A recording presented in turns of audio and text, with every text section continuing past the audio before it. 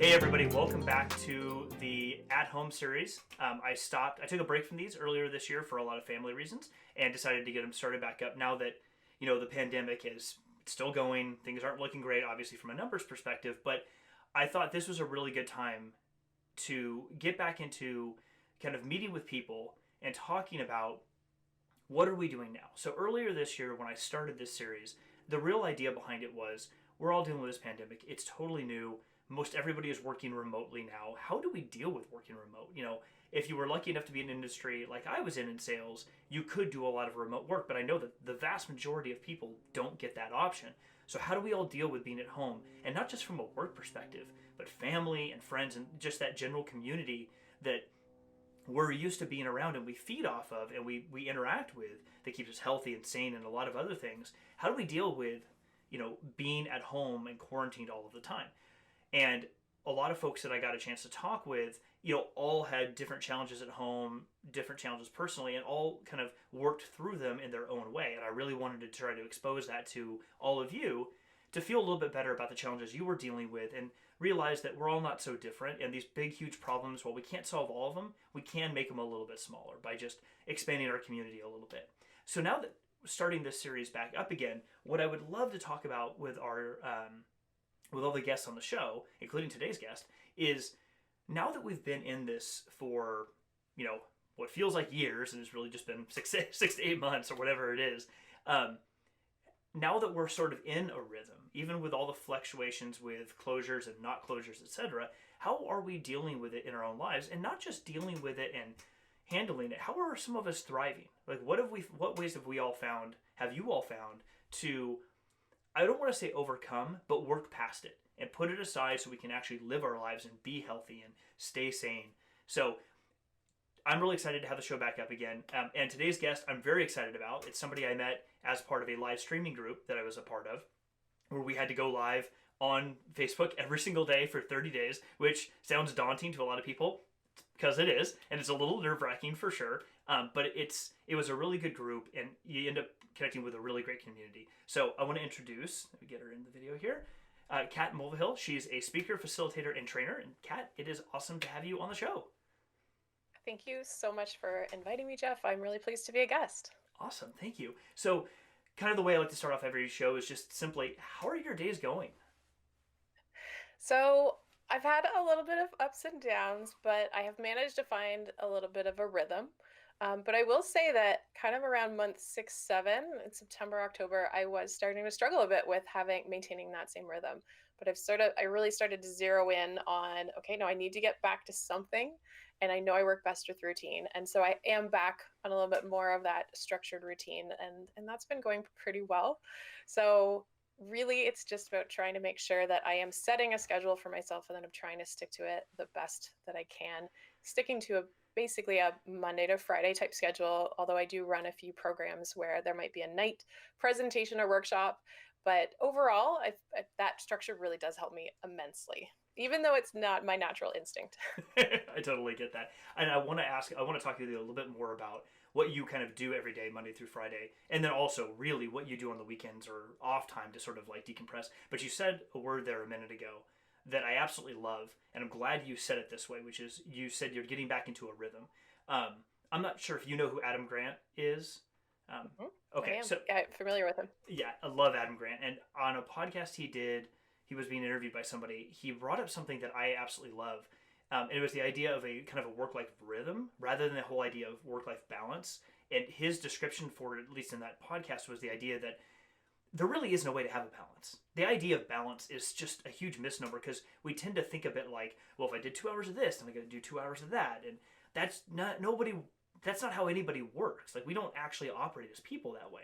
But the whole idea of like rhythm, almost like a sheet of music, that there are ups and downs every day or every other day, but when the whole thing is said and done, a week, 2 weeks, whatever it is, a rhythm was you found yourself a rhythm that worked for you. And I find it really fascinating that that's the first word that you go to or that you said, because I think so many people out there still are trying to find this magic balance that I don't think really exists. No, I think you're right. I don't think that there is a magic balance. And I think it's constantly dynamic and in flux. And there are going to be these periods of your life where maybe there are more demands in different areas and you're going to have to move with them.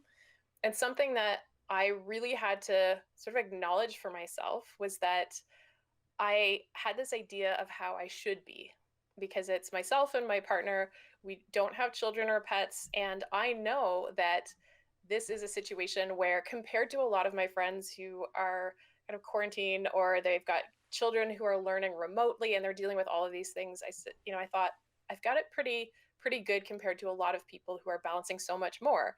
However, I kind of undervalued the fact that it's still a really stressful period and there's still a ton of adjustment, and that it does take a toll. Even if you quote unquote have it easier than others, it's still really demanding and draining. And the fact that it's gone on for so long, I had to just say, yeah, this is a stressor and this is impacting me. And that's okay. And so that might mean you have to cut out some things and simplify some things and just acknowledge that this is hard for all of us in different ways. And that was a really helpful realization for me to come to, and just to address that head on and just admit that I was going to need to do some switching. So it's really interesting that you say that. What is it, before we get too far into sort of how you created that rhythm for yourself, because I'd love to talk about a bit more about that. What in your roles as a speaker, facilitator, trainer, what is it you do in that sort of Monday through Friday? Yeah, so, well, before I was in a position where my main work, and I'm still young in my business, but I was connecting with companies and doing corporate workshops and sometimes community workshops as well. So I would be going to an actual location and setting up and running a workshop in a room with a group of people. And actually, in January and February, I actually did a couple of online workshops, which at the time, all of us said, I don't know if this is going to work, but it was because it was for an association that was all across Ontario, because I'm based in Canada. And so we thought, let's give this a try. And so I had put one of my in-person workshops into an online format and just kind of went with it. And it seemed to work well, except that none of us were used to that yet. And then I was really starting to ramp up and wanting to build my business at the beginning of March. I felt really energized. And then 2 weeks later, everything shut down. And I thought, oh man, the last thing people want right now at the start of this pandemic is to have me reach out and say, hey, do you want to do some professional development with your team? All businesses really wanted to do was stay afloat and make sure that they can try and retain their employees and see what, no one knew what was going to happen. So that took a big hit. But then through those months, I started to just really learn, okay, what is the technology so that I can move my workshops, move those classes that I teach into an online format and really adapt to the situation. And so I spent a lot of that time when it was quieter to be able to do that. And that's what drew me to take that live challenge, kind of up my game a little bit, and really practice speaking in that format. And practicing live streaming as well was a really helpful thing to add to my toolkit. But from a what does my week look like standpoint, if I have for example, last evening I ran a workshop for a group Tuesday evenings. So tonight I am going to be working with a class. I have a small group program that I run every Tuesday for 8 weeks.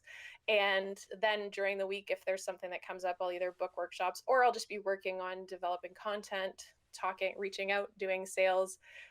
Also a lot of networking with other entrepreneurs, because it can be a really lonely business when you're an entrepreneur who works for themselves. So trying to a little bit of everything. Yeah, I can imagine. I mean, like you said, as a small business owner, you have to. There is no like one thing that you get.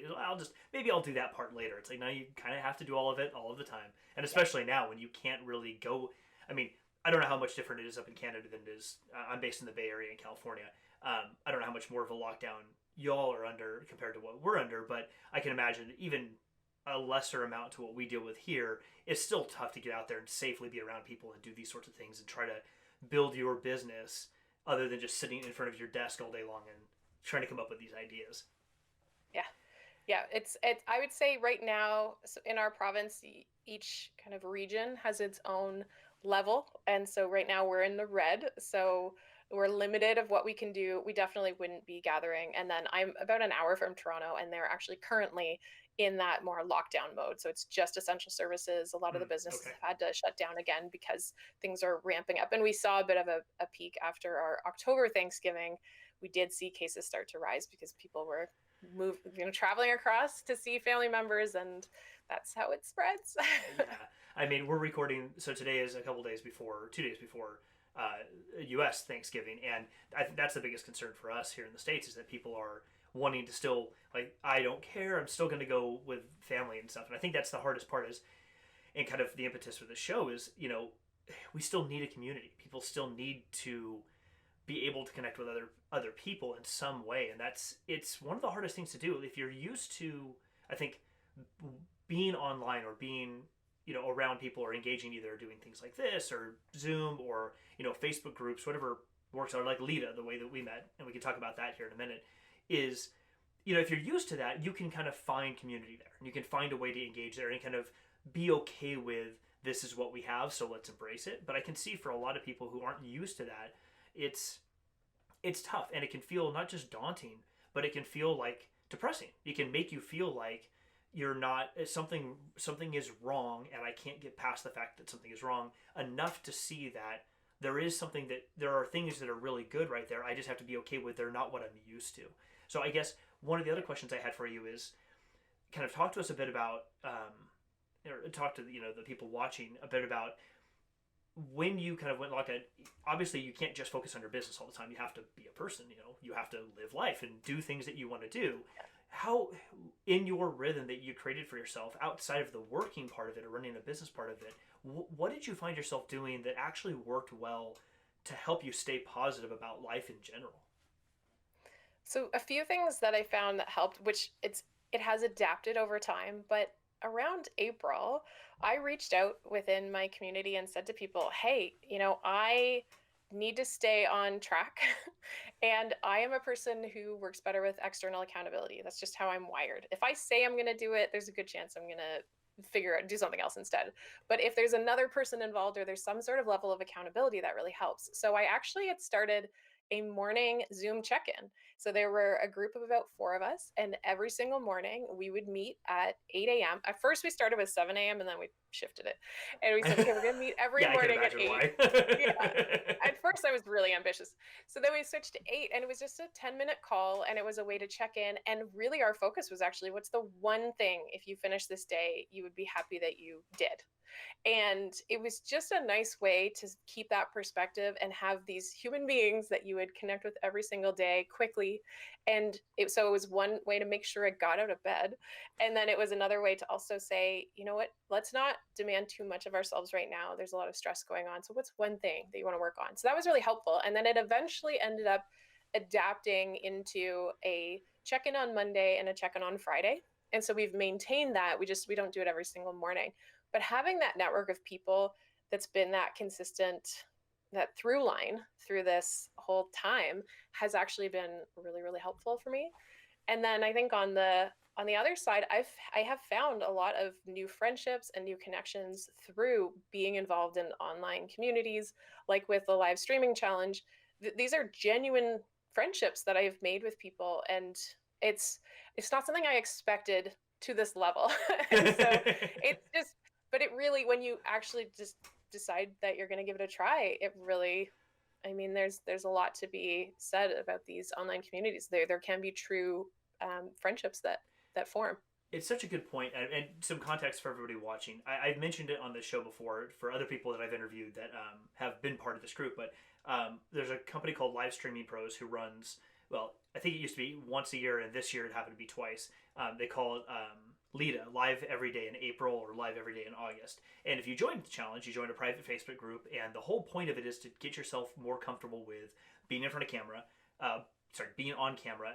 Not everybody wants to go live, as part of their business or do live streaming video on a regular basis, but the whole idea behind it is it gives you a community, a safe community, and a safe space to get feedback and get encouragement to do video every day, be in front of people, create a cadence for yourself to do this stuff with. And we all implement it a little bit differently afterwards, but you're right.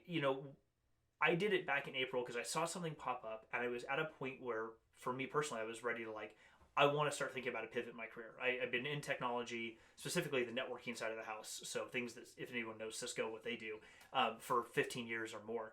And I don't want to keep doing the same thing. I want to have an impact, but in a different way than I've been having. I love people leadership and all these things, but I need something else.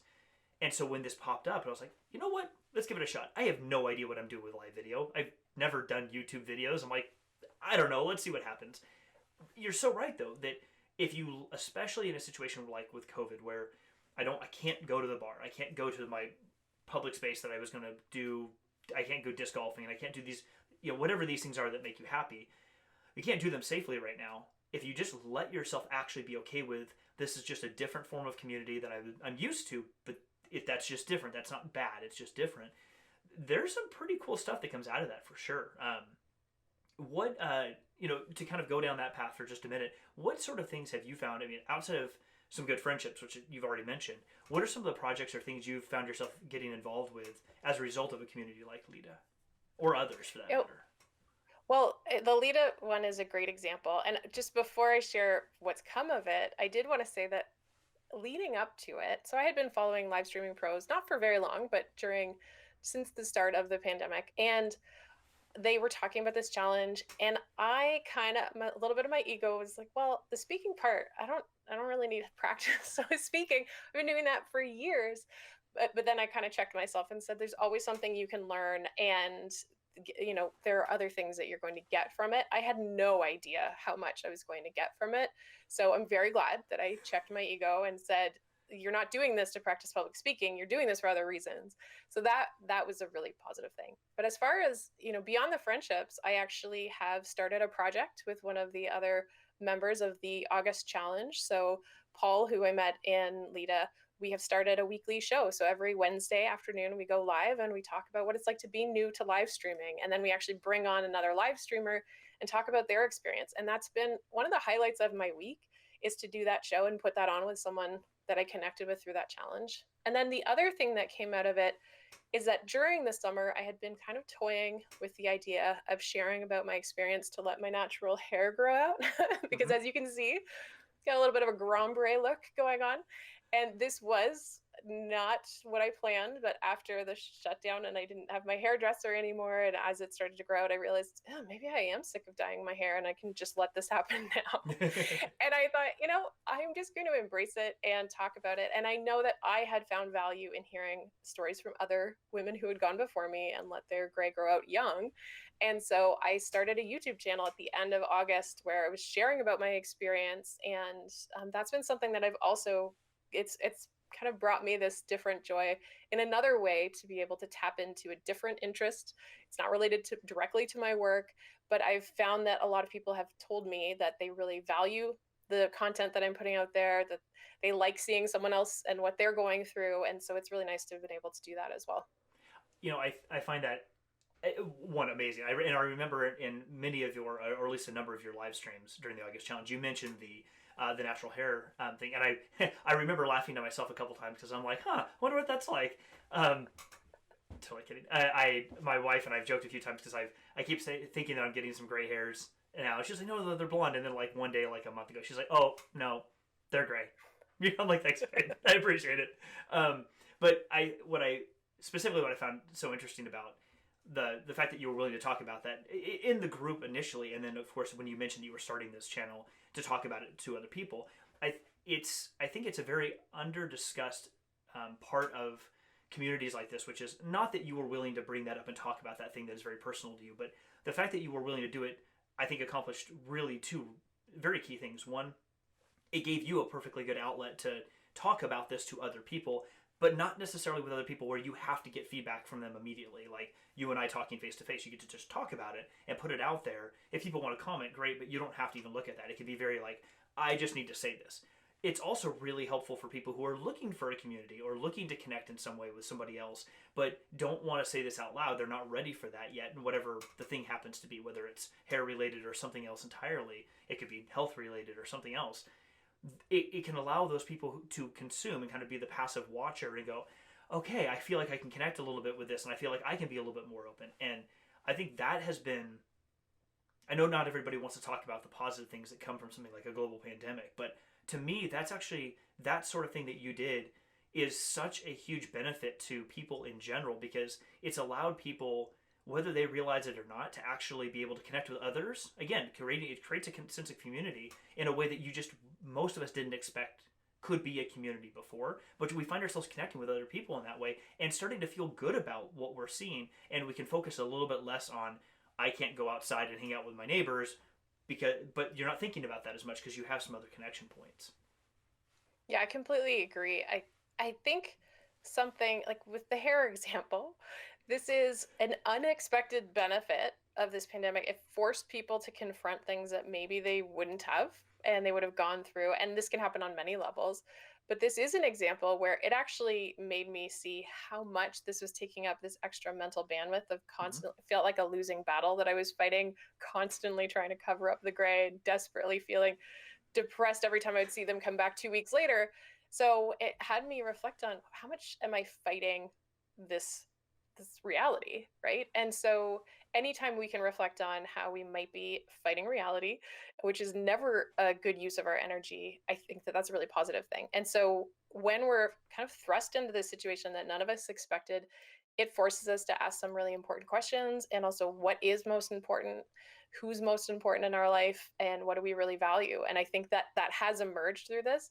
And then, as you said, when you can connect with other people who are asking those same questions or who are grappling with those same ideas, I think that's really powerful that we can all, we're going through this together. Everyone has different experiences, but when you can find those other people that you can relate to, Mm-hmm. it's really powerful.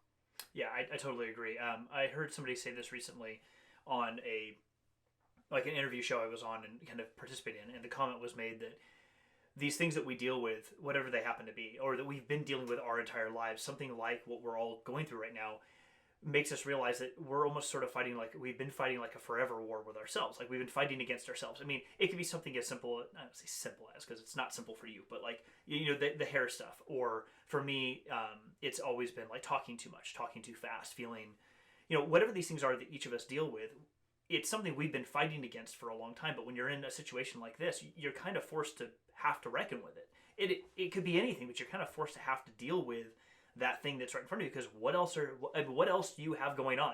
Unfortunately, I don't mean to be a smartass about it, but it's kind of like, what else you got going on, man? You're not leaving your house. You're not. I mean, hopefully you're not leaving your house. Hopefully you're not doing those other things. But if you stop and just take a breath for a minute, you can kind of sit back and realize that okay, maybe I can.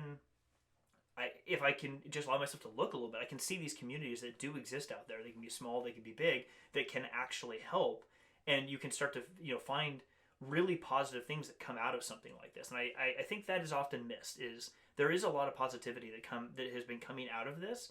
We're just I actually just started hearing the term like the whole idea of doom scrolling. I had never heard of that before, but until recently I was listening to, I think it was Planet Money from NPR, and they were talking about that, and it kind of made me realize, like, is there like a real life version of doom scrolling? Not like just looking at social, but like all we focus on is the negative that's in front of us. If you can just take a breath and stop for a minute and realize that there's actually a lot of really good stuff that's coming out of this, and you just described it, like starting these other communities, starting these other YouTube channels, whatever the thing is you happen to love doing, it gets you channeling that like negative energy or negative vibes into something that is actually positive for you, that makes you feel good and gives you some motivational energy afterwards. Which, it's something else I wanted to ask you is, you've mentioned a few here, but if you were to pick, let's say one thing, whether it's business related or content related or just anything out of all of this that you realize you actually love doing and you want to do more of and you can do more of, that is actually positive for you, what would that be? Oh, that's a good question. So I'm going to cheat and give you two answers.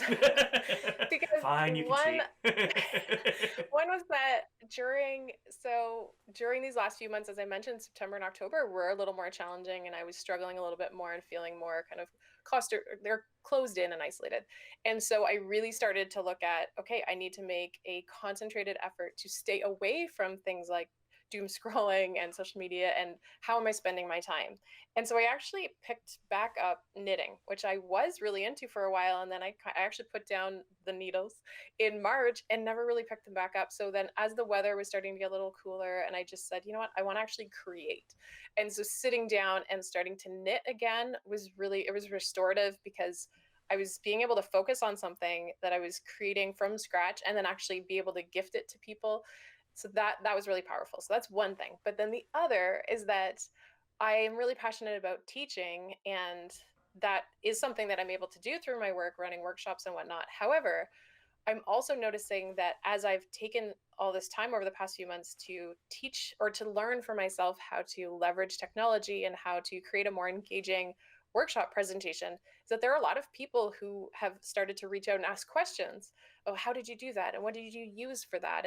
And they have this curiosity. So now I've found this kind of renewed energy in teaching other people the things that I've learned that have helped me throughout this pandemic. And so that's actually been a really cool, unexpected thing that has happened where I've started to teach slightly new things, and I've enjoyed that quite a bit. That's cool. It's nice to have an opportunity to like allow. I want to say like these subjects or these activities that you love doing, but you don't always give yourself the or afford yourself the time to actually go do it. It's like it's almost like a subconscious or an unconscious thing. It's like, yeah, one of these days I'll go play with that, or I'll go do something. I'll put a note on it, my Kanban board, and I'll just like put a sticky on it, and I'll come back later. But in this situation, like having a chance to actually go do something more with it, and then it turns out, oh wow, that actually does get you excited. That's really cool, Yeah. and I love to see more people be just willing to do what you were describing, which is grab onto something that you actually really love to do. Just go do a little bit more of that. I just don't think Mhm. we do that enough. Yeah. And Um, I think something that I grappled with was I thought, is this is this kind of flaky, or can I never commit to one thing if suddenly I'm like, okay, now I'm going to teach about this, and I realized no, we are constantly evolving, and I'm starting to respond to what people are coming and asking me about. So it's not a bad thing that I'm maybe trying new things and dipping my toe in different water while all of this is happening. I think that's actually just part of the evolution. And so I needed to kind of walk back because I did have some fears around, am I getting distracted, or is this something that I genuinely should spend some more time doing? it's a really good point, and it, I had a realization earlier this year when my wife and I were doing our goal planning. We try to do goal planning every 6 months. We have like big. I have one over here, like big poster boards. We write out our goal and our why and all that type of stuff. And it's something that dawned on me when we did this last round of goals, and you just touched on it, which is knowing what your goal is. The goal is kind of the is more of an existential place you'd like to get to, but the path to that is going to change. The journey to that's going to change as you discover things that you didn't know when you started. And you just brought that up. Like you don't know in the beginning that what you want to get at the end is exactly it. You just I'm going to start trying these things, and it's going to change. And I think giving yourself a little bit of grace and just or giving yourself the permission to realize that you don't know all those answers when you start off on that path, and it's going to change, and letting yourself feel like it's okay to say, my goal can change, and the milestones to that goal can change, and that's okay. Like they need to, they cannot be static. It's like saying my New Year's resolution, if anybody actually still does those, like that's gonna be the same thing that's relevant to me in 3 months. No, it won't. Like because you're a different person in 3 months. A global pandemic hits, and all of a sudden your resolution has to become something very different if you really want to be true to it. And that's okay. Like allowing that goal to be flexible and so long as you get to a place at the end where you can feel content with what you're doing, then it's fine. The other thing you mentioned, and I'm trying to find something similar for myself, is I think more people need to realize that we can all be creators and we all create in whatever way we like, and that's okay. It doesn't have to be just are you that Instagram star who goes out and is hand carving wood and looks super beautiful when you're done, or is making sculptures, or is like a crafter or a baker that's making like French macaroons and selling them as a new business. Like it doesn't have to be that. Making things is just about doing something that makes you feel satisfied when you're done with it, whatever that thing happens to be, whether it's knitting or I'm trying to get into woodworking or whatever. Like Nice. the more we can actually spend time creating something can put some inner like actual energy in something we do with our hands. Get your mind off of anything that you were trying to think of before, and then when you get done, you walk away with something like I did this. It doesn't have to be Yeah. profound. It's just something that you did. You feel really satisfied when that's over. Yeah, and I think when we reflect on how we spend our time and what we're doing, that when you can actually have something that came out of that time you spent, whether that's knitting or creating or writing or however that is, and when you compare that to something like scrolling on social media, which is it's easy and it's attractive, like our brains are wired for that reward system, but at the end of it, you may have learned a few things, you may have been entertained a little bit, but it's not the same as when you create, even if that creation, as you said, looks very different. It doesn't have to be a traditional thing that you build or create. It can be something else entirely. Exactly. Kind of an example of that. We were talking last night, my wife and I realized that I was on my phone and I have like the NPR app, and I have because I love NPR and like Google News and whatever, AP, the Associated Press. And I realized I don't know what I was doing. My son had just gone to bed and I'm scrolling and I'm looking at these news stories on all these different outlets and they're the exact same thing over and over again from different people, but they're saying the same. I'm like, I'm getting nothing from this, but I'm still sitting here, swipe left on this one, then swipe down on this one. I'm like, what am I doing? I finally opened up Flipboard, another news app that I have, and I have a Star Wars category because I'm a massive Star Wars nerd, if no one could guess from the video. I'm like, I love Star Wars things. And I'm like, I'm going to read about Star Wars stuff. And instantly I'm like, oh, I found myself like actually reading articles and enjoying what I was reading. I'm like, oh, okay. Maybe I should delete those other apps and just focus on the things that actually make me happy, not the doom scrolling or whatever term you want to use for it. Like, because it's a rabbit hole that doesn't actually add anything to you. You walk away from it going, well, I haven't advanced myself in any way, shape, or form. The other thing, did I advance my own knowledge by reading Star Wars? No, God, no. But do I feel really positive and excited about something? Yes. Okay. Well, that's a good move. Mm-hmm. Yeah, I think that I like your Star Wars example because but it's Thank something you. I do too. it shows you up, you connect to it as something that you care about. And so if you're spending a little bit of that time and then when you describe that, I could actually visualize you slowing down and maybe, your breathing might change. And I'm sure that your nervous system adjusted versus that, that more jacked up kind of scrolling and headline, which are designed to trigger us at this emotional unconscious Every level. time. Whereas when you are engaged with something that you're passionate about and you slow down and maybe you're reading an article that you're engaged in a different way. So yeah, I like that example. Yeah, I couldn't agree more. Well, listen, Kat, this has been awesome. Thank you so much for being on the show. Do you want to take a moment to kind of plug your work and some things where people can find you and what you're doing? Yeah, so right now, I can be found at My Happy Insides. So that's on Instagram and Facebook. But I am actually going to be making some changes. I'm sure I'll have some redirects, but really just you can also find me under my name, so Cat Mulvihill. And then if you're curious about the gray hair journey, my YouTube channel is called Ditching Diets and Dye. Awesome. Thank you. Well, again, thank you so much for being on the show. I really appreciate it. It's been awesome to get just, a restart to this series and a different perspective, and it's just fun talking to somebody else. So I really appreciate it. Yeah, thank you so much. This has been great. Excellent. Well, thank you everybody for joining. This series, I'm so happy to be back and have many more guests that will be coming on in the next few weeks. I'll be publishing these every week. I'm still trying to figure out a date and time that will be exact, so this message is a little off for right now, but we'll get there. Thank you so much for joining the show. You can catch us on YouTube, and then I'll be posting new updates there as often as I can. I hope you all have a wonderful day. And if you have any ideas, any feedback, any comments, put them in the comments down below the video. Thumbs ups would be great. Hit the little bell icon. I think that's what you're supposed to say. Hit the little bell icon if you would get notified of new content. And hit subscribe so you get alerted anytime I've got new videos up. Have a wonderful day. We'll talk soon. Bye.